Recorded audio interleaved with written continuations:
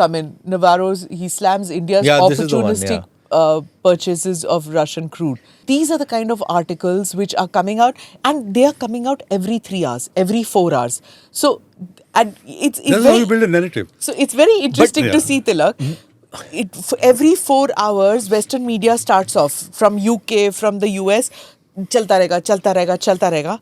At 5:30, the Indian Ministry of External Affairs Joint Secretary will come out with one anodyne press statement, and that's all we These are are doing. baseless, unwarranted charge. मतलब ये तो लिखे हुए हैं कि वो 4 words हैं उनको बार-बार that we ऊपर don't नीचे give करके. a flying rat's ass for whatever you have to say, And which we do.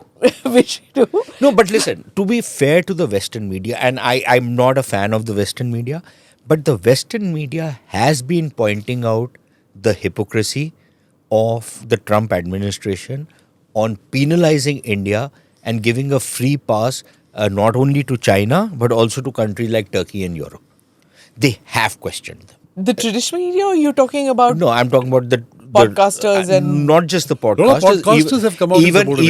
Even people in say CNBC or all the other channels in the MSNBC, US.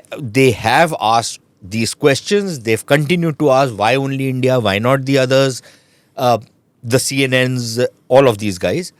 To be fair to them, they have asked. They have not pressed the issue. They've not tried to pin down those guys.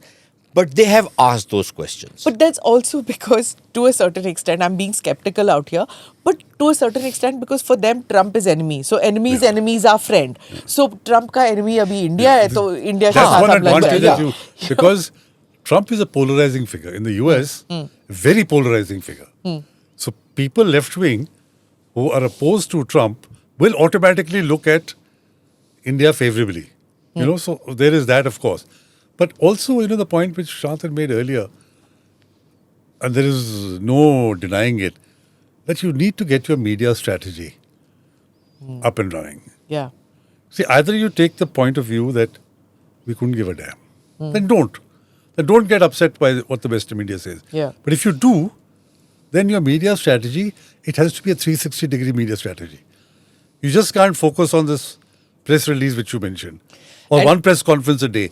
It has to be a comprehensive media strategy, which you need trained, specialized people working 24/7. And it's a cluster bombing that you need to do. This is what I feel, that like it was done during Kargil, the Indian media is ever ready to do it. It's not as if nahi karna chahte.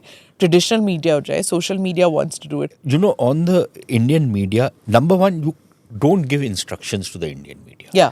You tell them what your side of the story is. This whole business of trying to tell them what to do, that's a mug's game. It's not going to work, right?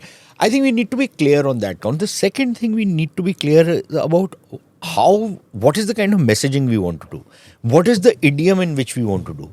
If you use Queen's English today to connect to somebody 20, 25 years old, the Instagram generation, it's never going to work. It's not going to work. And you have a lot of young people who are willing to do this for you, who can speak in the idiom of the masses, who know how to connect with them. Get them on board and give them a free hand.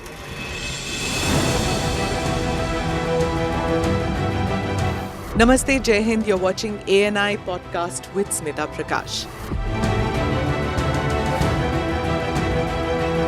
अगर हम उसको मस्जिद कहेंगे तो फिर विवाद होगा.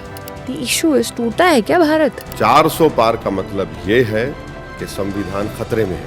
क्या हम लोग ये निर्देश देते हैं कि फला को गिरफ्तार करके जेल डाल दें? वही तो कह रहे हैं सब. ये बेबुनियाद निराधार आरोप. सच्चा सुनना चाहो देखो स्मिता प्रकाश ANI. It does not lie.